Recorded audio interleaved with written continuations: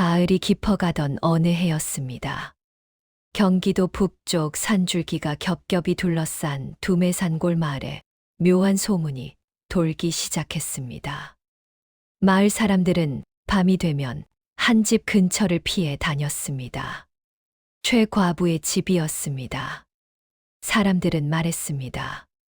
그 집 담장 너머에서 밤마다 이상한 소리가 들린다고 했지요.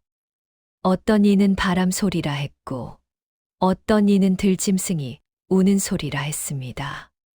그러나 직접 들은 이들의 얼굴에는 공통된 빛이 서려 있었습니다. 두려움이었습니다. 최 과부의 본명은 최씨 정화였습니다.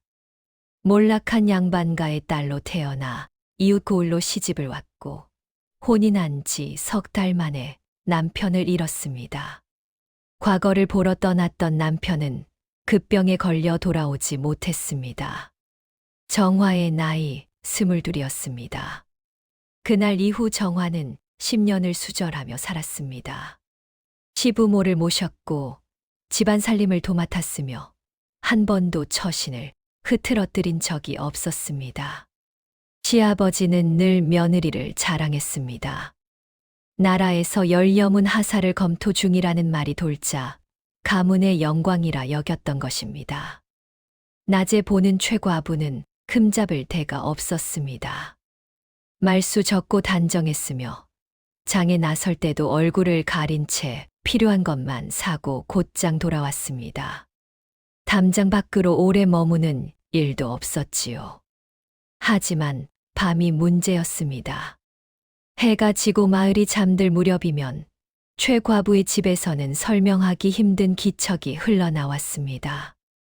울음 같기도 하고 중얼거림 같기도 한 소리였습니다.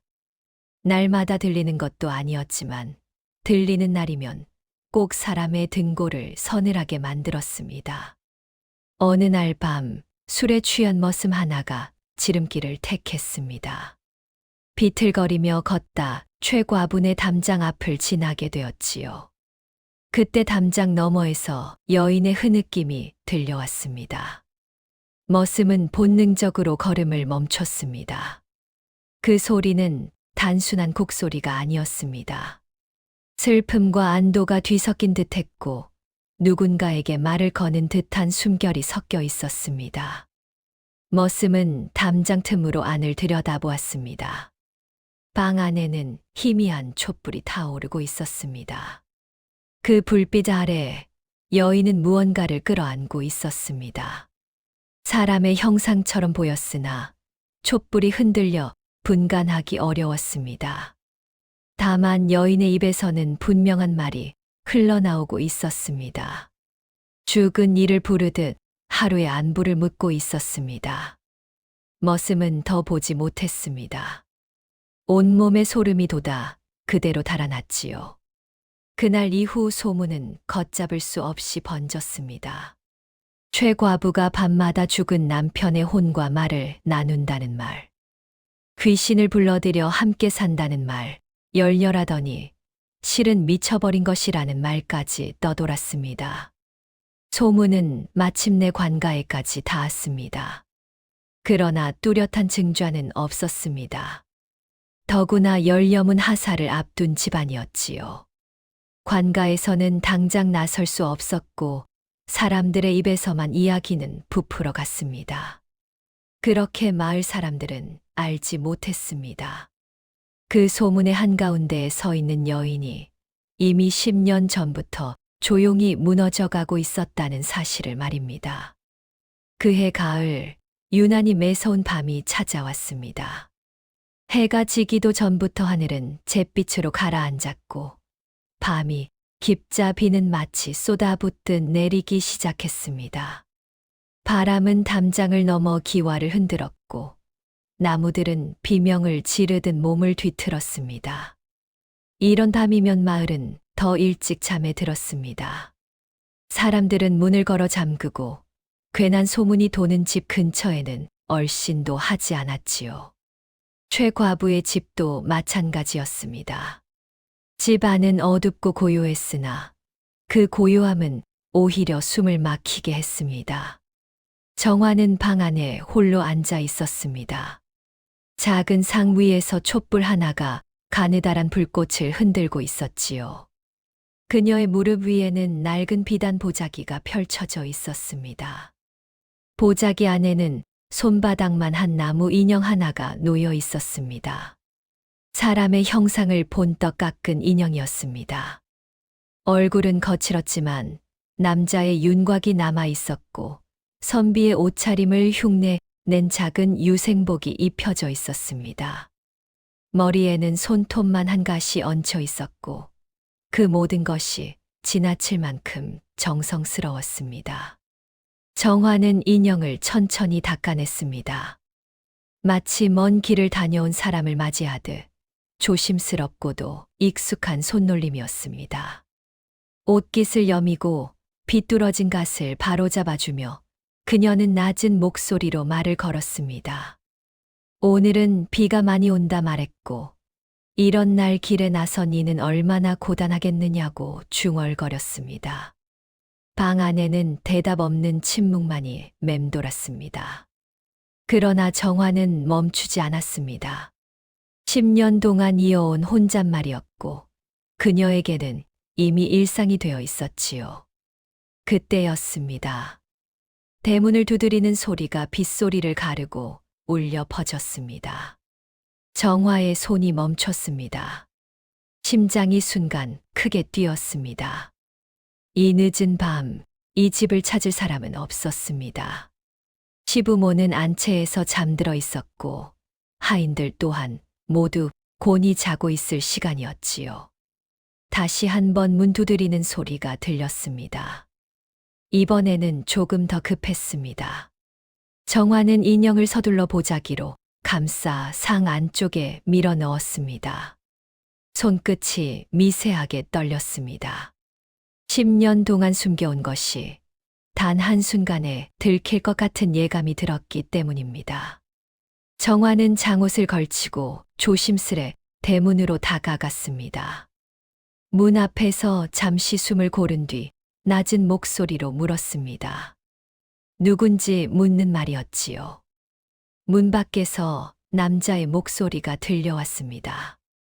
비에 젖어 가라앉은 소리였습니다. 떠돌이 중이라 했고 하룻밤 비를 피할 곳을 구하고 있다 했습니다. 말투는 스님 같았으나 어딘가 섞이지 않는 기운이 느껴졌습니다. 정화는 망설였습니다.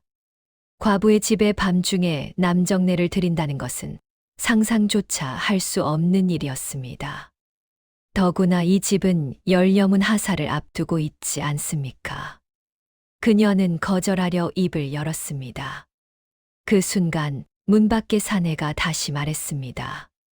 그는 정화를 부인이라 불렀습니다. 그리고는 뜻밖의 말을 덧붙였습니다. 이 집 안에는 산 사람의 온기가 아니라 죽은 나무의 기운이 서려 있다고 했지요. 어찌하여 살아있는 이가 죽은 것을 끌어안고 사느냐고 물었습니다. 정화의 숨이 턱 막혔습니다. 문고리를 쥔 손에서 식은땀이 흘렀고 심장은 미친 듯이 요동쳤습니다. 방 안에 있는 그 인형을, 그 누구도 알지 못하는 비밀을 이 사내가 어찌 알고 있다는 말입니까? 공포와 함께 묘한 호기심이 고개를 들었습니다. 이 사내는 대체 누구인가? 우연히 던진 말이라기에는 너무 깊숙한 곳을 찌르고 있었습니다. 10년 동안 스스로를 속이며 살아온 마음 한구석이 흔들리고 있었습니다. 정화는 결국 문을 열었습니다. 문 밖에는 삿갓을 깊이 눌러 쓴 사내가 서 있었습니다. 비에 젖은 옷자락이 무겁게 늘어져 있었고 삿갓 아래로는 얼굴이 보이지 않았습니다. 다만 그 자리에 서 있는 것만으로도 범상치 않은 기운이 느껴졌습니다. 사내는 말없이 고개를 숙여 인사한 뒤 문지방을 넘었습니다.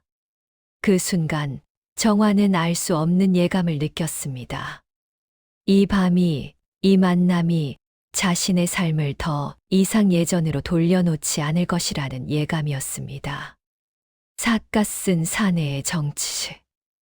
사내는 방 안으로 들어서자 조용히 둘러보았습니다.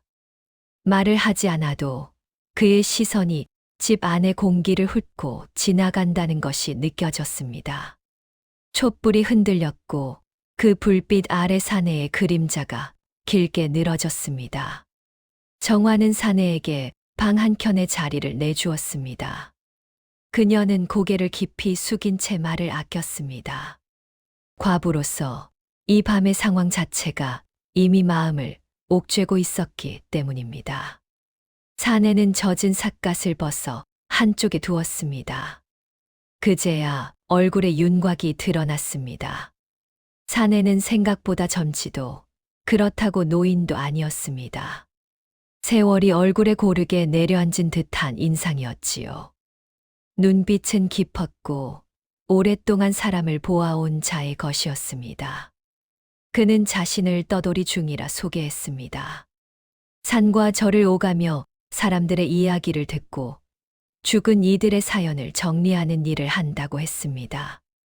스님도 아니고 무당도 아니라고 덧붙였지요. 다만 인연이 얽힌 곳을 그냥 지나치지 못하는 사람일 뿐이라 했습니다. 정화는 그 말을 고지곳대로 믿을 수 없었습니다. 하지만 이상하게도 사내의 말에는 허세가 없었습니다. 꾸밈도 없었고 무엇을 얻어내려는 기색도 느껴지지 않았습니다. 그 점이 오히려 그녀를 불안하게 만들었습니다. 사내는 잠시 침묵하다가 조용히 입을 열었습니다. 이 집에서 밤마다 들린다는 소문을 알고 있다고 했습니다. 곡소리라 부르는 사람도 있고 귀신의 울음이라 부르는 사람도 있지만 그 소리는 죽은 이의 것이 아니라고 말했습니다. 정화의 가슴이 철렁 내려앉았습니다. 그녀는 아무 말도 하지 않았지만 사내는 이미 답을 알고 있다는 듯 말을 이었습니다. 죽은 이는 말을 하지 못하고 미련만 남길 뿐이라 했습니다. 그러나 이 집에서 느껴지는 것은 미련이 아니라 집착이라 말했지요. 그 말에 정화는 고개를 들 수 없었습니다. 10년 동안 스스로에게조차 숨겨왔던 마음을 처음 만난 사내가 꿰뚫어 보고 있는 듯했기 때문입니다. 사내는 방 안을 천천히 바라보다가 상 쪽으로 시선을 옮겼습니다. 정화는 순간 숨을 삼켰습니다. 비단 보자기가 덮인 상 위. 그 아래 무엇이 있는지 그녀만이 알고 있었습니다. 사내는 묻지 않았습니다. 다만 그곳을 향해 고개를 숙여 인사했습니다. 마치 사람을 대하듯 예를 갖춘 모습이었습니다. 그 행동 하나에 정화의 마음이 무너졌습니다. 그녀는 떨리는 목소리로 입을 열었습니다. 이제 와서 숨길 이유가 없다고 느꼈던 것입니다. 정화는 조심스럽게 보자기를 걷어냈습니다. 상 위에는 작은 나무 인형이 놓여 있었습니다. 사람의 형상을 한 지나치게 정성스러운 조각이었습니다. 방 안의 공기가 한순간 멎은 듯 고요해졌습니다. 사내는 놀라지 않았습니다. 그는 오히려 안타까운 눈으로 인형을 바라보았습니다. 그리고 낮게 말했습니다. 이 인형에 담긴 것은 혼이 아니라 부인의 마음이라고 말입니다. 정화의 눈에서 눈물이 흘러내렸습니다. 그녀는 10년 동안 죽은 남편을 떠나보냈다고 스스로를 속여왔습니다. 하지만 사실은 그러지 못했습니다. 인형은 남편이 아니었고 귀신도 아니었습니다. 그저 그녀가 붙잡고 살아온 마지막 끈이었지요. 사내는 조용히 말했습니다. 이대로 두면 이 집은 점점 죽은 집이 될 것이라 했습니다. 부인은 살아있으나 삶은 이미 멈춰 있다고 말했습니다. 그 말은 비수처럼 꽂혔습니다. 그러나 이상하게도 정화는 반박하지 못했습니다. 오히려 그 말이 진실임을 스스로 알고 있었기 때문입니다. 사내는 마지막으로 이렇게 말했습니다. 이 인연을 끊을 것인지 아니면 완전히 무너질 것인지 선택은 부인의 몫이라 했습니다. 비바람은 여전히 거셌지만 그 밤 이후로 정화의 마음에는 다른 바람이 불기 시작했습니다. 10년 동안 멈춰 있던 시간이 아주 조금 움직이기 시작한 것이었습니다. 정화는 쉽게 대답하지 못했습니다. 사내의 말이 옳다는 것은 알고 있었습니다. 그러나 알고 있다는 것과 받아들일 수 있다는 것은 전혀 다른 문제였습니다. 10년을 붙잡고 살아온 마음을 말 몇 마디로 내려놓을 수는 없었지요. 사내는 재촉하지 않았습니다. 그는 그저 조용히 자리에 앉아 촛불을 바라보고 있었습니다. 마치 이미 답을 알고 있다는 듯, 혹은 답을 기다릴 필요조차 없다는 듯한 태도였습니다. 정화는 인형을 다시 품에 안았습니다. 나무의 차가운 감촉이 옷 너머로 전해졌습니다. 살아있는 살의 온기와는 전혀 달랐지만 그녀에게는 그의 차가움마저 익숙했습니다. 오히려 이 손에서 놓치는 것이 더 두려웠습니다. 정화는 처음으로 자신의 속내를 꺼냈습니다. 사람들은 자신을 열녀라 부른다고 했습니다. 그러나 그 말이 얼마나 무거운 족쇄가 되었는지 아무도 모른다고 했지요. 울고 싶어도 울 수 없었고, 잊고 싶어도 잊어서는 안 되는 삶이었다고 말했습니다. 사내는 고개를 끄덕였습니다. 열녀라는 말은 산 사람을 죽은 사람 곁에 묶어두는 이름이라고 했습니다. 나라가 세운 문은 사람을 기리기 위함이지만 그 문 아래에서 사는 이는 평생을 스스로 묶인 채 살아가야 한다고 말했습니다. 정화의 눈물이 그제야 쏟아졌습니다. 그녀는 자신이 남편을 사랑했는지조차 이제는 모르겠다고 했습니다. 다만 남편을 잃은 그날 이후 아무것도 선택하지 못한 채 살아왔을 뿐이라고 털어놓았습니다. 사내는 조용히 말했습니다. 사랑이든 집착이든 붙잡고 있는 마음이 있다는 것 자체는 죄가 아니라고 했습니다. 다만 그 마음을 핑계 삼아 삶을 멈춘다면 그때는 죄가 된다고 덧붙였습니다. 정화는 고개를 떨구었습니다. 그 말은 위로처럼 들리면서도 피할 수 없는 꾸지람처럼 느껴졌습니다. 사내는 인형을 바라보며 한 가지를 제안했습니다. 당장 버리거나 불태울 필요는 없다고 했습니다. 대신 이 인형이 무엇인지 스스로 인정하라고 말했습니다. 남편의 혼이 아니라 부인의 마음이 담긴 물건이라는 사실을 말입니다. 그 말은 정화의 가슴을 세게 쳤습니다. 귀신이라 믿고 싶었던 것은 어쩌면 자신이었는지도 모른다는 생각이 들었기 때문입니다. 사내는 그날 밤 더 머물지 않겠다고 했습니다. 비가 잦아들면 곧 길을 나서겠다고 했지요. 다만 다음에 다시 올 때까지 한 가지를 생각해보라 말했습니다. 이 집에서 정말로 울고 있는 것이 누구인지 말입니다. 사내가 문을 나설 때 비는 조금 잦아들어 있었습니다. 그러나 정화의 마음 속에서는 또 다른 비가 내리고 있었습니다. 그 비는 이제 피할 수 없는 것이었습니다. 정화는 인형을 바라보았습니다. 처음으로 그것을 남편이라 부르지 않았습니다. 그저 아무 말 없이 오래도록 바라보고만 있었습니다.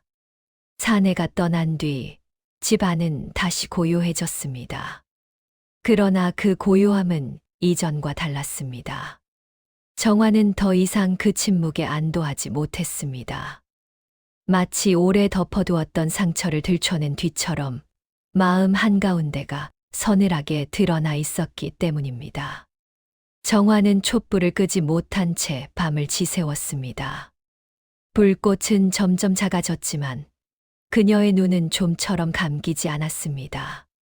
사내의 말들이 머릿속에서 되풀이되었지요. 이 집에서 울고 있는 것이 누구냐는 질문이 계속해서 가슴을 두드렸습니다. 날이 밝자 집안에는 익숙한 일상이 돌아왔습니다. 시어머니는 평소와 다름없이 정화를 불렀고 정화는 늘 하던 대로 아침상을 차렸습니다. 밥을 짓고 국을 끓이고 말없이 상을 올리는 모습은 어제와 다르지 않았습니다. 하지만 정화의 손놀림은 자주 멈췄습니다. 무언가를 집으려다 놓치기도 했고 불을 약하게 조절하지 못해 국이 넘치기도 했습니다. 시어머니는 잠시 며느리를 바라보다 아무 말도 하지 않았습니다. 그 침묵이 오히려 정화를 더 움츠러들게 했습니다. 마을 사람들의 시선도 변함없었습니다. 낮에는 인사를 건네면서도 등 뒤에서는 여전히 수군거림이 이어졌습니다. 밤마다 들린다는 소문은 잦아들지 않았고 오히려 사내가 다녀간 이후 더 그럴듯하게 꾸며지고 있었습니다. 정화는 그날 밤 다시 인형을 꺼냈습니다. 습관처럼 손에 들었지만 예전처럼 말을 걸지는 못했습니다. 인형을 바라보는 눈빛에는 혼란이 서려 있었습니다.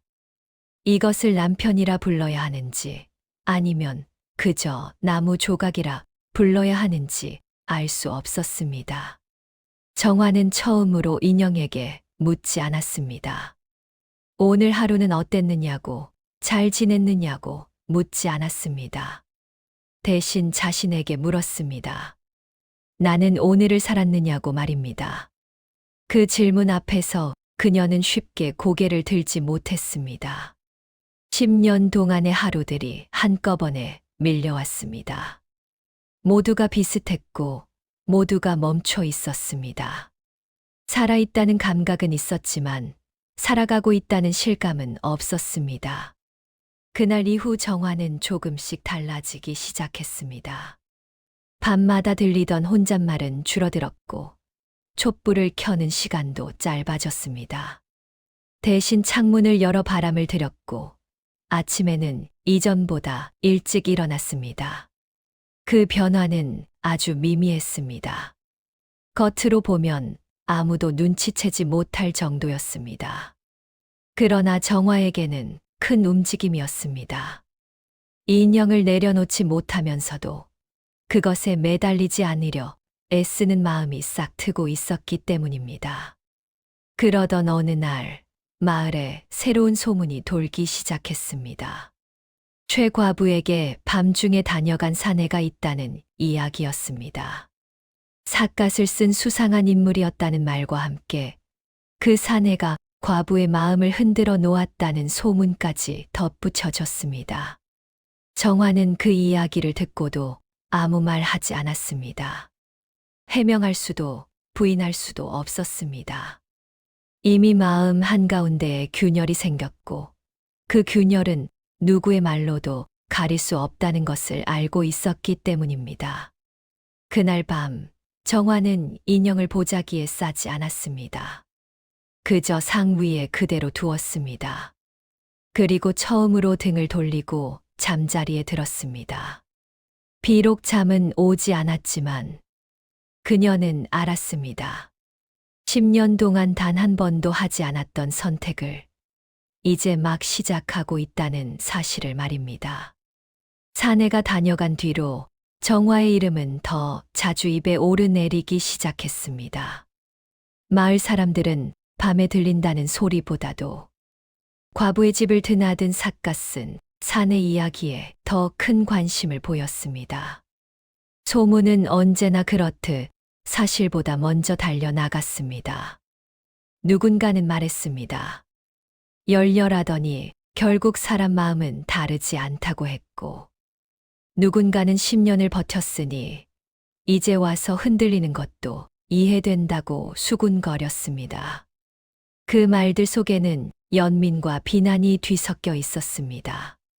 정화는 그 시선을 모른 채 할 수 없었습니다. 장에 나설 때마다 느껴지는 기척, 인사 뒤에 이어지는 침묵이 이전보다 무거워졌습니다. 그녀는 고개를 더 깊이 숙였고 말수는 더 줄었습니다.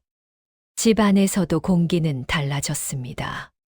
시아버지는 이전처럼 며느리를 자랑하지 않았고, 시어머니는 정화를 오래 바라보다가도 아무 말 없이 돌아서곤 했습니다. 아직은 아무도 직접 묻지 않았지만 모두가 무언가를 기다리고 있다는 느낌이 들었습니다.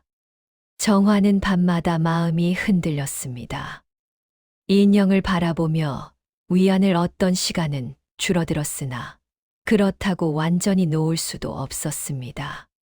그것을 내려놓는 순간 자신이 무엇으로 살아왔는지 모두 사라질 것만 같았기 때문입니다. 며칠 뒤 관가에서 사람이 다녀갔습니다. 소문을 확인하러 왔다는 말이었지만 그 눈빛은 이미 의심으로 가득 차 있었습니다.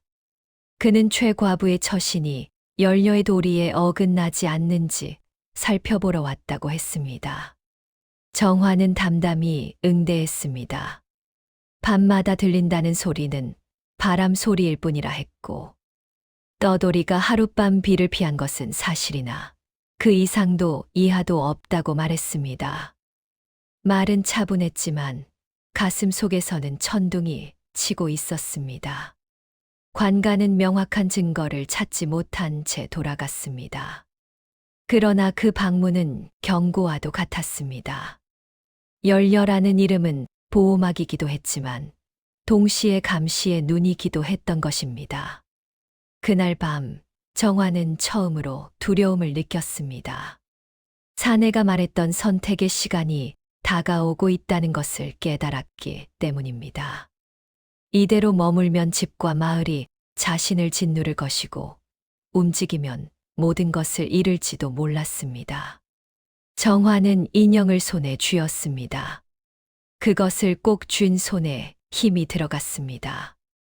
붙잡고 싶어서가 아니라 놓는 연습을 하기 위해서였습니다. 손바닥에 남은 나무의 감촉이 유난히 차갑게 느껴졌습니다. 그녀는 문득 생각했습니다. 10년 동안 지켜온 것이 절개였는지 아니면 두려움이었는지를 말입니다. 그 질문은 쉽게 사라지지 않았습니다. 그리고 그날 이후 정화는 알게 되었습니다. 이미 자신은 선택의 길 위에 서 있다는 사실을 말입니다. 며칠이 흐른 뒤였습니다. 비는 내리지 않았지만 밤 공기는 유난히 무거웠습니다. 정화는 잠자리에 들었다가도 몇 번이나 몸을 뒤척였습니다. 귀를 기울이면 아무 소리도 들리지 않았지만 마음은 좀처럼 가라앉지 않았습니다. 그날 밤 다시 대문을 두드리는 소리가 울렸습니다. 지난번처럼 거칠지는 않았으나 분명한 기척이었습니다. 정화는 놀라 자리에서 일어났습니다. 이 시간에 찾아올 사람은 없었습니다. 그러나 그녀의 마음은 이미 그 사내를 떠올리고 있었습니다. 문 밖에서 들려온 목소리는 익숙했습니다. 낮고 차분한 그 소리. 정화는 더 묻지 않았습니다. 망설임 끝에 대문을 열자 삿갓쓴 사내가 서 있었습니다. 지난번보다 말끔한 모습이었지만 얼굴에는 긴 여정의 흔적이 남아 있었습니다. 사내는 정화에게 고개를 숙였습니다. 그리고 말했습니다. 약속을 지키러 왔다고. 그 말 한마디에 정화의 가슴이 조용히 떨렸습니다. 기다렸다는 것을 들킨 듯한 기분이 들었기 때문입니다. 사내는 방 안에 들어서자 가장 먼저 상을 바라보았습니다. 그 위에 놓인 인형은 그대로였습니다. 보자기로 덮여 있지도 숨겨져 있지도 않았습니다. 그 모습을 본 사내는 미묘한 표정을 지었습니다. 정화는 아무 말도 하지 않았습니다. 사내 역시 묻지 않았습니다. 대신 그는 정화에게 밖으로 나가 보자고 했습니다. 밤바람을 쐬며 잠시 걷자고 말했습니다. 정화는 망설였습니다. 이 밤에 과부가 남정네와 함께 집 밖으로 나선다는 것은 상상조차 하기 힘든 일이었습니다. 그러나 마음 한편에서는 이 기회를 놓치면 다시는 움직이지 못할 것 같다는 예감이 들었습니다. 결국 정화는 장옷을 걸쳤습니다. 대문을 나서는 순간 가슴이 세게 뛰었습니다. 마치 오래 갇혀 있던 사람이 처음으로 밖으로 나서는 듯한 느낌이었습니다. 마을은 잠들어 있었습니다. 집집마다 불은 꺼져 있었고 길에는 달빛만이 얇게 깔려 있었습니다. 두 사람은 말없이 걸었습니다. 발자국 소리만이 밤 공기를 가르고 있었습니다. 사내는 걷다가 문득 말을 꺼냈습니다. 정화가 붙잡고 있는 것이 무엇인지 이제는 알고 있느냐고 물었습니다. 정화는 잠시 침묵하다가 고개를 끄덕였습니다. 그것이 남편이 아니라 자신의 시간이라는 사실을 말입니다. 사내는 미소도 짓지 않았습니다. 다만 그 말이 늦지 않았다는 듯 고개를 끄덕였습니다. 그리고는 인연은 붙잡는 것이 아니라 보내는 법을 배우는 것이라 말했습니다. 정화는 발걸음을 멈췄습니다. 그 말은 너무도 잔인하면서도 너무도 정직했습니다. 보내는 법을 배운다는 것은 결국 혼자가 되는 것을 받아들이는 일이었기 때문입니다. 그날 밤의 공기는 차가웠지만 정화는 처음으로 숨이 트이는 듯한 느낌을 받았습니다. 비록 두려움은 여전했지만 적어도 이제는 걷고 있다는 사실만은 분명했습니다. 그 밤 아무도 보지 못한 사이에 정화는 열녀가 아닌 한 사람으로서 길 위에 서 있었습니다. 두 사람은 마을 끝자락까지 걸었습니다. 집들이 끊어지고 논과 밭 사이로 난 좁은 길이 이어지는 곳이었습니다. 이곳의 오자 밤 공기는 한층 더 차가워졌고 바람에는 흙내음이 섞여 있었습니다. 사내는 발걸음을 늦추었습니다. 정화가 숨을 고르고 있는 것을 알아차린 듯 했습니다. 그 배려가 정화의 마음을 묘하게 흔들었습니다. 그동안 그녀는 늘 누군가를 배려하는 쪽이었지 배려를 받아본 적은 거의 없었기 때문입니다. 사내는 자신에 대해 조금 더 말해 주었습니다. 그는 떠돌며 사연이 깊은 집을 찾아다닌다고 했습니다. 귀신을 쫓기 위해서도 사람을 살리기 위해서도 아니라고 했습니다. 다만 이미 멈춰버린 삶이 더 깊이 가라앉기 전에 스스로 돌아볼 수 있게 돕는 일이라고 했습니다. 정화는 그 말을 들으며 고개를 숙였습니다. 자신이 바로 그런 삶이라는 것을 부정할 수 없었기 때문입니다. 사내는 정화에게 묻지 않았습니다. 왜 10년을 버텼는지, 왜 인형을 만들었는지, 왜 지금에야 흔들리는지 묻지 않았습니다. 대신 그는 지금 이 순간을 어떻게 견디고 있는지만 보았습니다. 그 침묵이 정화에게는 위로였습니다. 말하지 않아도 되는 시간, 설명하지 않아도 되는 시간이 그녀에게는 낯설면서도 편안했습니다. 잠시 후 사내는 발걸음을 멈추고 하늘을 올려다보았습니다. 구름 사이로 달이 희미하게 모습을 드러내고 있었습니다. 그는 정화에게 물었습니다. 이 길을 걷고 나면 다시 집으로 돌아갈 수 있겠느냐고 말입니다. 정화는 바로 대답하지 못했습니다. 돌아갈 수는 있겠지만 예전과 같은 마음으로는 아닐 것이라는 생각이 들었습니다. 그녀는 조용히 고개를 끄덕였습니다. 돌아가겠지만 달라질 것이라고 말했습니다. 사내는 그 대답에 만족한 듯 보였습니다. 그는 다시 걷기 시작했고 정화는 그 옆을 따라 걸었습니다. 두 사람의 그림자가 달빛 아래 길게 늘어졌습니다.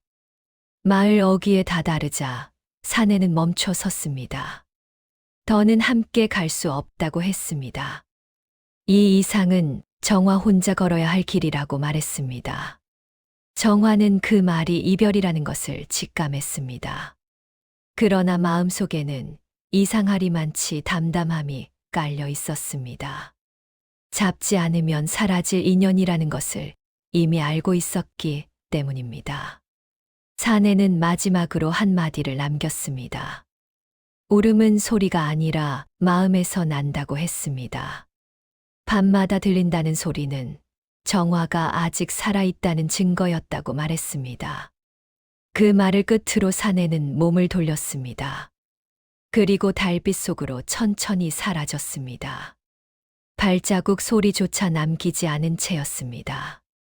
정화는 그 자리에 한동안 서 있었습니다.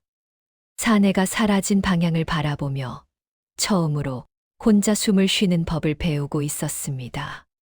그날 밤 집으로 돌아온 정화의 방에는 이상하게도 울음소리가 들리지 않았습니다. 대신 아주 낮은 숨소리만이 남아 있었습니다. 사내가 사라진 뒤 며칠 동안 마을은 유난히 조용했습니다. 그러나 그 조용함은 평온이 아니었습니다. 폭풍이 오기 전의 고요처럼 사람들의 시선은 더 날카로워졌고 말수는 줄어들었습니다. 정화는 그 변화를 피부로 느꼈습니다. 길에서 마주친 사람들은 예전처럼 인사를 건네면서도 시선은 오래 머물렀습니다. 무언의 질문들이 그 눈빛 속에 담겨 있었습니다.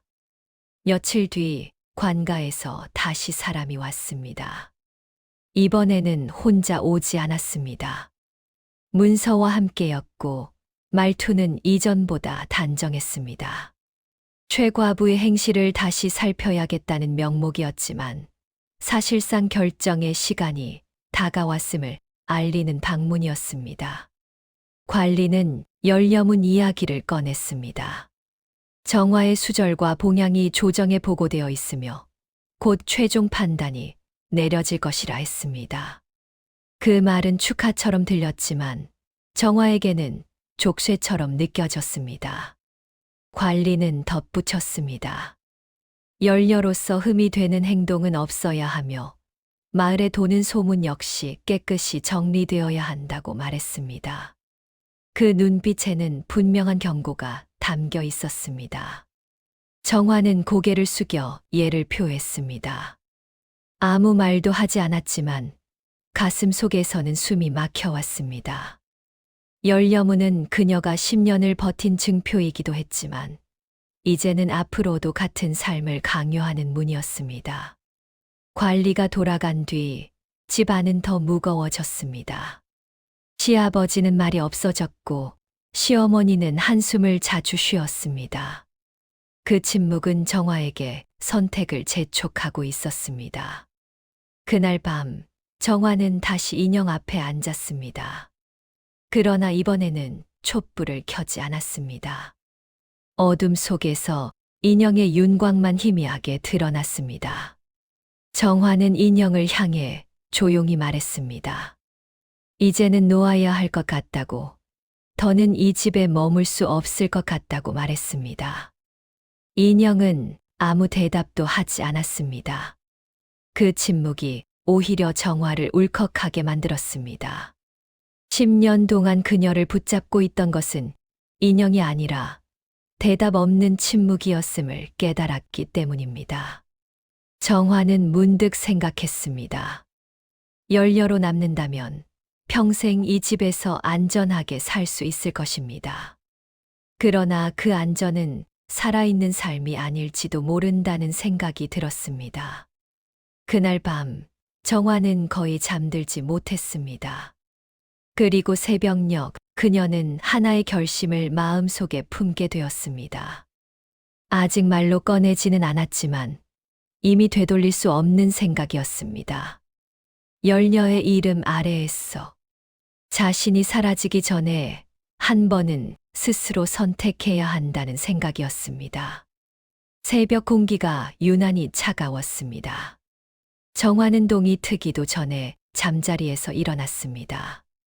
밤새 뒤척이다가 겨우 눈을 붙였지만 마음은 이미 깨어 있었습니다. 마루에 나서자 안채에서는 아직 기척이 없었습니다. 집은 고요했고 그 고요함 속에서 정화의 발소리만이 작게 울렸습니다. 그녀는 대문 앞에 서서 한동안 움직이지 못했습니다. 문은 여전히 굳게 닫혀 있었습니다.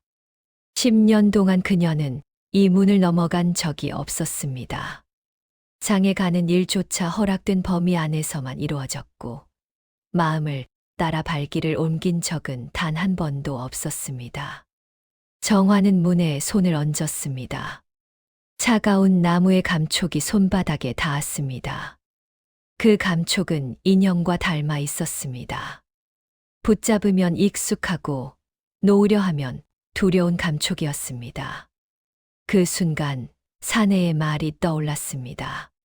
인연은 붙잡는 것이 아니라 보내는 것이라는 말, 그리고 혼자가 되는 법을 배워야 한다는 말이었습니다. 정화는 숨을 깊이 들이켰습니다. 그리고 문을 열지는 않았습니다. 대신 손을 거두었습니다. 아직은 때가 아니라고 스스로에게 말했습니다. 선택에는 용기만큼이나 준비가 필요하다는 것을 알게 되었기 때문입니다. 그날 낮 정화는 시어머니와 마주 앉았습니다. 특별한 대화는 없었습니다.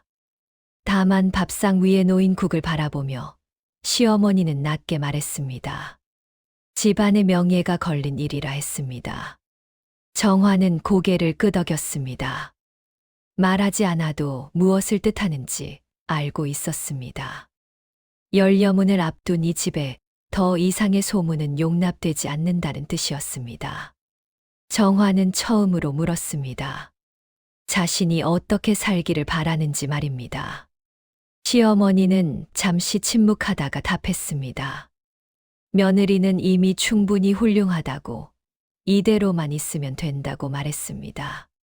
그 말은 칭찬이었지만 정화에게는 답답한 울타리였습니다.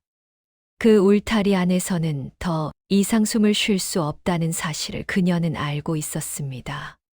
그날 밤 정화는 인형을 보자기에 싸지 않았습니다. 대신 상 위에 올려두고 오래 바라보았습니다. 그리고 처음으로 인형에게 작별을 고하듯 말했습니다. 아직은 아니지만 곧 보내겠다고 말입니다. 정화는 마음속으로 길을 그리기 시작했습니다. 이 집을 나선 뒤 어디로 갈 것인지, 무엇으로 살아갈 것인지는 아직 알 수 없었습니다. 그러나 분명한 것은 이 문 안에서는 더 이상 살 수 없다는 사실이었습니다. 대문 앞에 선 마음은 아직 문을 열지 않았지만 이미 예전의 마음은 아니었습니다. 며칠 동안 정화는 평소와 다름없이 지냈습니다. 겉으로 보면 아무것도 달라지지 않은 듯 보였습니다. 그러나 그녀의 마음은 이미 집을 떠나 있었습니다. 하루하루가 이별을 준비하는 시간처럼 느껴졌습니다. 정화는 집안 곳곳을 바라보았습니다. 10년 동안 손때가 묻은 마루, 비 오는 날이면 물이 스며들던 처마 끝, 시어머니가 앉아 바느질을 하던 자리까지. 모든 것이 익숙했지만 동시에 낯설게 느껴졌습니다. 그녀는 자신의 물건을 하나씩 정리하기 시작했습니다. 많지 않았습니다. 장신구도 감나가는 옷도 없었습니다. 그저 몇 벌의 옷과 오래된 책 몇 권, 그리고 비단 보자기 하나가 전부였습니다. 정화는 그 보자기를 오래 바라보다가 풀었습니다. 안에는 인형이 들어 있었습니다. 이제는 손에 들어도 심장이 뛰지 않았습니다. 대신 묘한 공허함이 밀려왔습니다. 정화는 인형을 다시 감싸지 않았습니다. 그저 상 위에 두고 작은 절을 올렸습니다. 그것은 남편에게 보내는 절이기도 했고, 지난 시간을 향한 작별이기도 했습니다. 그날 저녁 시아버지가 정화를 불렀습니다. 목소리는 낮았지만 단호했습니다. 관가에서 다시 연락이 올 것이야 했고, 곧 열려문에 대한 최종 결정이 내려질 것이라 전했습니다. 정화는 조용히 듣고만 있었습니다. 그 말은 축복이 아니라 시간의 끝을 알리는 종소리처럼 들렸습니다. 선택할 수 있는 시간이 얼마 남지 않았다는 뜻이었기 때문입니다. 밤이 깊자 정화는 마지막으로 방 안을 정리했습니다. 촛불을 끄고 창을 닫고 문을 잠갔습니다. 모든 것이 평소와 같았지만 그녀의 손놀림에는 망설임이 없었습니다. 잠자리에 들었지만 잠은 오지 않았습니다. 정화는 눈을 뜬 채로 천장을 바라보았습니다. 문득 그 삿갓은 사내의 얼굴이 떠올랐습니다. 그러나 이번에는 그를 찾고 싶다는 생각이 들지 않았습니다.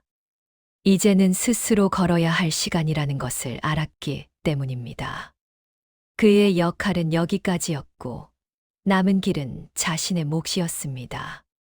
새벽이 가까워질 무렵 정화는 조용히 일어나 앉았습니다. 그리고 마음속으로 하나의 약속을 했습니다. 해가 뜨기 전 결정을 내리겠다고 말입니다. 이별은 이미 시작되었습니다. 아직 떠나지 않았을 뿐 정화의 마음은 이 집에 머물러 있지 않았습니다. 동이 트기 전 집 안은 숨을 죽인 듯 고요했습니다. 정화는 조심스럽게 자리에서 일어났습니다.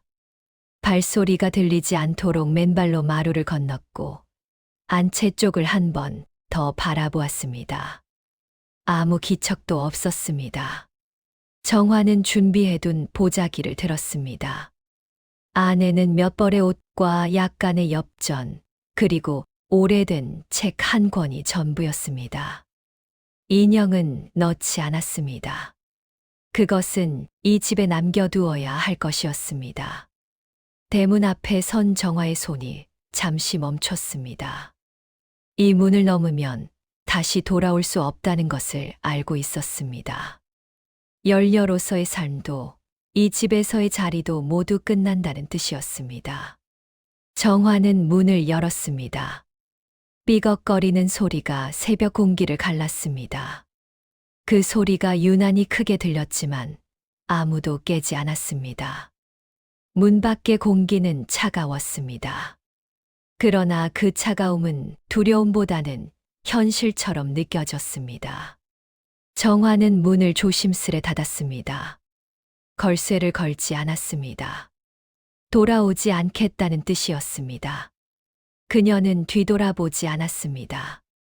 돌아보는 순간 마음이 흔들릴 것임을 알고 있었기 때문입니다. 대신 앞을 향해 걸었습니다. 아직 어둠이 남아있는 길 위로 천천히 발을 옮겼습니다. 마을은 잠들어 있었습니다. 누군가에게 들키지 않기 위해서가 아니라 이 선택이 오롯이 자신의 것임을 지키기 위해 정화는 조용히 걸었습니다. 해가 떠오를 무렵 마을 끝에 다다랐습니다. 그곳에서 정화는 잠시 숨을 고르며 멈췄습니다. 10년 동안 한 번도 서보지 않았던 자리였습니다. 정화는 하늘을 올려다보았습니다. 아직 해는 완전히 떠오르지 않았지만 어둠은 서서히 걷히고 있었습니다. 그녀는 그 빛을 보며 처음으로 스스로에게 말했습니다. 이제는 살아보겠다고 말입니다. 그 순간 마음 한구석이 저릿하게 아파왔습니다. 남겨두고 온 모든 것들이 떠올랐기 때문입니다. 그러나 그 아픔은 발걸음을 멈추게 하지 않았습니다. 정화는 다시 길을 나섰습니다. 이제 그녀는 과부도 열녀도 아니었습니다. 다만 자신의 선택으로 길 위에 선 한 사람이었습니다. 해가 완전히 떠오른 뒤에야 집 안의 사람들은 이상함을 느꼈습니다. 부엌에 불이 피워지지 않았고 아침상이 차려지지 않았기 때문입니다. 시어머니가 며느리를 부르며 방으로 향했을 때 그곳은 이미 비어 있었습니다. 정화의 방은 지나치게 정돈되어 있었습니다. 마치 누군가가 오래전부터 이 순간을 준비해온 것처럼 불필요한 물건은 모두 사라져 있었습니다. 남아있는 것은 상 위에 놓인 작은 인형 하나뿐이었습니다. 시어머니는 인형을 바라보다가 손을 떨었습니다. 그것이 무엇을 의미하는지 어렴풋이 짐작했기 때문입니다. 10년 동안 며느리가 무엇으로 버텨왔는지 그제야 깨달은 것이었습니다. 소식은 곧 마을에 퍼졌습니다. 최 과부가 사라졌다는 이야기였습니다. 누군가는 도망쳤다고 했고 누군가는 미쳤다고 했습니다. 열려문을 앞두고 집을 떠났다는 사실은 사람들의 혀를 더욱 바쁘게 만들었습니다. 관가에도 소식이 전해졌습니다. 관리는 곤란한 표정을 지었습니다. 열려로 보고된 과부가 사라졌다는 것은 체면의 문제였기 때문입니다. 조사 명령이 내려졌고 마을은 다시 소란스러워졌습니다. 최 과부의 집은 순식간에 흉가가 되었습니다. 밤마다 들리던 소문은 여전히 이어졌지만 이제는 울음소리가 아니라 허전함이 남아 있었습니다. 사람들은 담장 너머를 힐끔거리며 발걸음을 재촉했습니다. 시어머니는 하루에도 몇 번씩 대문을 바라보았습니다. 혹시 돌아오지 않을까 하는 마음과 돌아와서는 안 된다는 체념이 뒤섞여 있었습니다. 그 마음은 누구에게도 말할 수 없었습니다. 인형은 그대로 상 위에 놓여 있었습니다. 아무도 손대지 않았고 아무도 치우지 않았습니다. 그 인형은 이제 귀신의 증거도 미친 여인의 흔적도 아니었습니다. 그저 한 여인이 남기고 간 시간의 잔해였습니다. 밤이 되자 집안은 더욱 고요해졌습니다. 이상하게도 그날 이후로 울음소리는 들리지 않았습니다. 사람들은 그것을 두고 또 다른 소문을 만들어냈지만 진실을 아는 이는 없었습니다. 정화는 떠났고 집에는 말하지 못한 후회와 이해하지 못한 마음만이 남아 있었습니다. 정화는 며칠 동안 쉬지 않고 걸었습니다. 낯선 길 위에서 밤을 맞았고 낮에는 사람들의 틈을 피해 움직였습니다. 누군가에게 말을 걸 필요도 자신을 설명할 필요도 없다는 사실이 그녀에게는 오히려 편안했습니다. 길 위에서는 이름이 필요하지 않았습니다. 누구의 며느리도 누구의 과부도 아닌 채로 하루를 버티는 삶이 이어졌습니다. 정화는 처음으로 자신을 부르지 않아도 되는 시간이 이렇게 가벼운 것임을 알게 되었습니다. 여인은 주막과 절을 오가며 잠자리를 구했습니다. 품삯을 대신에 물을 깃거나 마루를 쓸고 부엌일을 도우며 하루를 넘겼습니다. 손에 익은 일들이었지만 그 손놀림에는 이전과 다른 힘이 담겨 있었습니다. 밤이 되면 문득 생각이 밀려왔습니다. 지금쯤 집은 어떻게 되었을지, 시부모는 무엇을 생각할지 떠올랐습니다. 그러나 그 생각은 오래 머물지 않았습니다. 되돌아갈 수 없는 길이라는 것을 이미 알고 있었기 때문입니다. 정화는 거울을 보지 않았습니다. 얼굴을 확인할 필요가 없었기 때문입니다. 대신 자신의 발을 바라보았습니다. 하루를 버텨낸 흔적이 그곳에 남아 있었습니다. 그 흔적이 그녀에게는 살아있다는 증거였습니다. 어느 마을에서는 며칠을 머물렀습니다. 사람들은 그녀를 깊이 묻지 않았고 그녀 역시 말하지 않았습니다. 그 침묵 속에서 정화는 처음으로 숨을 고르는 법을 배웠습니다. 그곳에서 정화는 깨달았습니다. 사람은 어디에 있느냐보다 무엇으로 자신을 규정하느냐에 더 묶여 있다는 사실을 말입니다. 열려라는 이름이 사라지자 두려움도 조금씩 옅어지고 있었습니다. 그러나 마음 한켠에는 늘 그림자가 남아 있었습니다. 언젠가는 과거가 자신을 따라잡을지도 모른다는 예감이었습니다.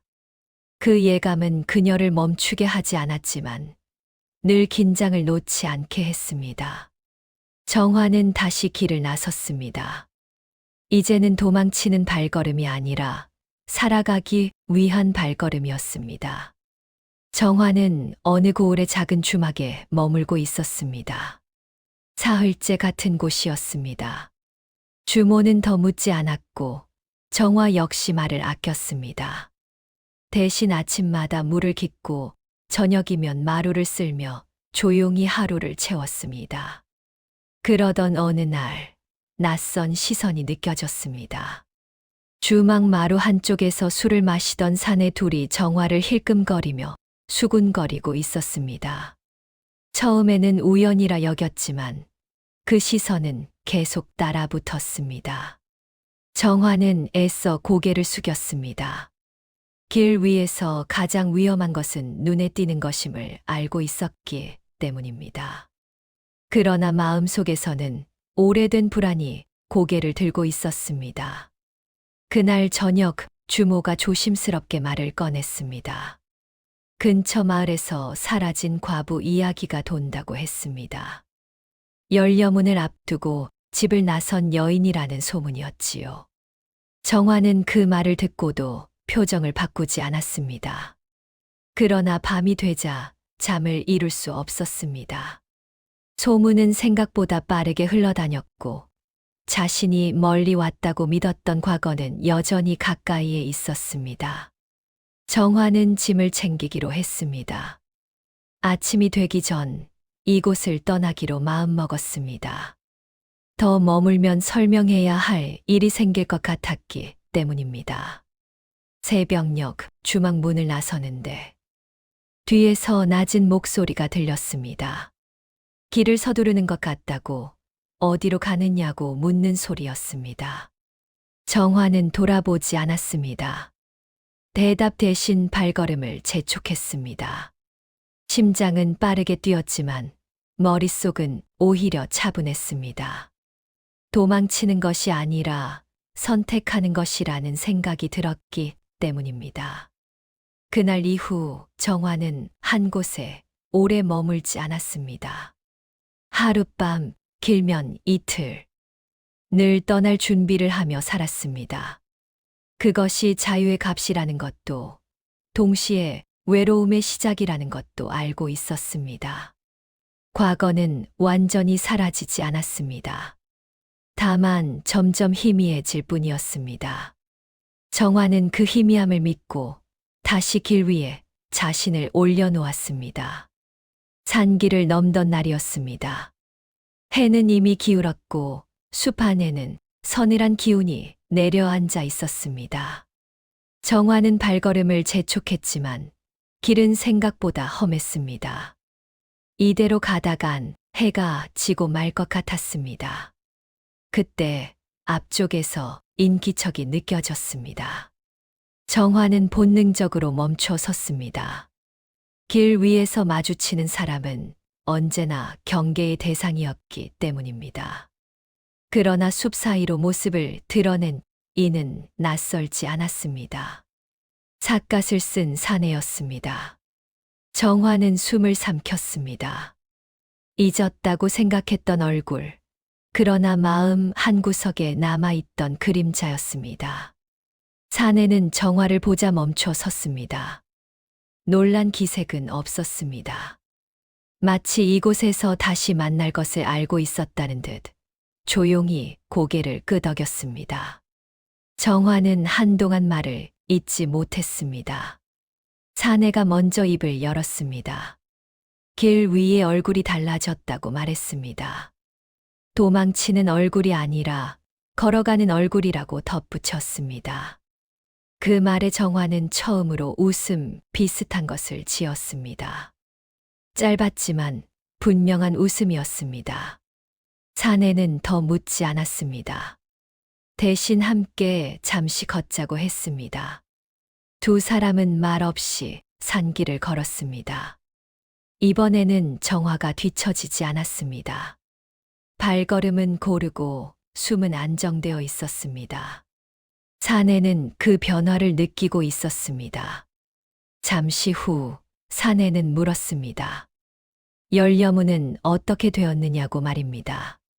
정화는 고개를 저었습니다. 이제는 상관없는 일이 되었다고 답했습니다. 사내는 그 말을 듣고 짧게 숨을 내쉬었습니다. 그리고 처음으로 자신의 이야기를 꺼냈습니다. 그는 과거에 관가의 일을 맡았던 사람이었고, 연려와 충절의 이름 아래 무너진 집들을 많이 보아왔다고 했습니다. 그는 그래서 떠돌게 되었다고 했습니다. 말로는 사람을 살린다 하지만 실제로는 많은 일을 가두는 제도를 더는 견딜 수 없었다고 말했습니다. 정화는 고개를 끄덕였습니다.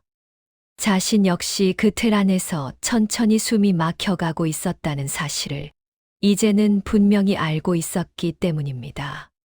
사내는 마지막으로 이렇게 말했습니다. 자신의 역할은 사람을 데려오는 것이 아니라 떠나도록 돕는 것이라고 했습니다. 그리고 이제 정화는 더 이상 그의 도움이 필요 없어 보인다고 덧붙였습니다. 그 말은 이별의 예고처럼 들렸습니다. 정화는 그 사실을 담담히 받아들였습니다. 이미 혼자 걷는 법을 배웠기 때문입니다. 해가 완전히 지기 전 두 사람은 갈림길에 섰습니다. 사내는 한쪽 길을, 정화는 다른 쪽 길을 바라보았습니다. 정화는 고개를 숙여 인사했습니다.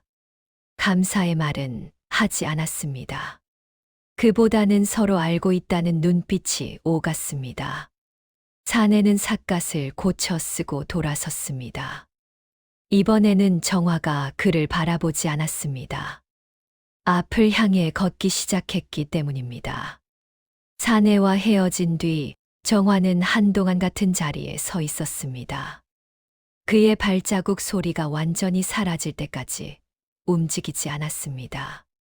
그러나 마음은 이미 흔들리지 않았습니다. 정화는 천천히 길을 다시 걸었습니다. 이번에는 방향을 망설이지 않았습니다. 어디로 가야 할지 명확하지는 않았지만 어디로 돌아가지 않을지는 분명했기 때문입니다. 며칠 뒤 정화는 작은 고을에 머물게 되었습니다. 사람들이 분주히 오가는 곳이었고 누구도 타인의 사연에 깊이 관심 두지 않는 곳이었습니다. 정화에게는 그런 무심함이 필요했습니다. 그녀는 장터 근처에서 일을 구했습니다. 바느질을 돕고 아이를 돌보고 그를 모르는 이들을 대신해 편지를 읽어주었습니다. 하나같이 작은 일이었지만 모두 자신의 선택으로 한 일이었습니다. 밤이 되면 정화는 자신의 방에 홀로 앉았습니다. 이제는 촛불을 켜도 말을 걸 대상이 없었습니다. 그 침묵이 처음에는 낯설었지만 점점 익숙해졌습니다. 정화는 깨달았습니다. 혼자라는 것은 비어있는 상태가 아니라 스스로를 온전히 느낄 수 있는 상태라는 것을 말입니다. 과거는 여전히 기억 속에 남아 있었습니다. 그러나 그것은 더 이상 발목을 잡지 않았습니다. 오히려 지나온 길로서 지금의 자신을 설명해 주는 일부가 되었습니다. 정화는 어느 날 문득 웃고 있는 자신을 발견했습니다. 이유는 없었습니다. 다만 살아있다는 감각이 자연스럽게 몸에 배어 있었기 때문입니다. 이제 그녀는 누군가의 이름으로 불리지 않았습니다. 과부도 연려도 아니었습니다. 그저 하루를 살아내는 한 사람일 뿐이었습니다. 그 평범함이 정화에게는 무엇보다 큰 자유였습니다. 계절이 한 번 바뀌었습니다. 고을의 풍경도 사람들의 얼굴도 서서히 달라졌습니다. 정화는 그 변화 속에 조용히 섞여 있었습니다. 더 이상 눈에 띄지 않았고 일부러 숨지도 않았습니다. 그녀의 하루는 단순했습니다. 해가 뜨면 일을 나가고 해가 지면 방으로 돌아왔습니다. 누군가를 기다리지도 떠올리지도 않았습니다. 하루를 마치면 그 자체로 충분했습니다. 어느 날 밤 정화는 창을 열어두고 잠자리에 들었습니다. 바람이 방 안으로 스며들었고 멀리서 개 짖는 소리가 들려왔습니다. 예전 같았으면 그 소리에 마음이 흔들렸겠지만 이제는 그저 밤의 일부일 뿐이었습니다. 정화는 문득 깨달았습니다. 밤마다 울리던 곡소리는 자신이 만들어낸 것이었다는 사실을 말입니다. 슬픔이 너무 오래 머물러 소리가 되었고 그 소리에 스스로 갇혀 있었던 것이었습니다. 이제는 울음이 나지 않았습니다. 울어야 할 이유가 사라진 것은 아니었습니다. 다만 울음 말고도 살아갈 방법이 있다는 것을 알게 되었기 때문입니다. 정화는 자신의 손을 바라보았습니다. 여전히 거칠었지만 그 손은 이제 붙잡는 손이 아니라 만들어가는 손이 되어 있었습니다. 그 변화가 그녀에게는 충분했습니다. 밤은 여전히 찾아왔습니다. 그러나 더 이상 두렵지 않았습니다. 어둠 속에서도 자신이 어디에 있는지 알고 있었기 때문입니다. 어느 날 정화는 장터 한켠에서 오래된 이야기를 들었습니다. 경기도 북쪽 산골 마을에 열려문이 세워지지 못했다는 소문이었습니다. 과부가 사라졌고 그 사연이 끝내 명확히 밝혀지지 않았다는 이야기였지요. 정화는 그 말을 듣고도 발걸음을 멈추지 않았습니다. 가슴 한쪽이 잠시 저렸지만 그것은 아픔이라기보다 지나간 시간의 흔적에 가까웠습니다. 그날 밤 정화는 작은 불을 피웠습니다. 오래 쓰지 않던 물건들을 하나씩 꺼내어 정리하다가 비단 보자기 하나를 발견했습니다. 떠나던 날 챙기지 않았던 것과 닮은 보자기였습니다. 정화는 잠시 망설이다가 그 보자기를 불 속에 넣었습니다.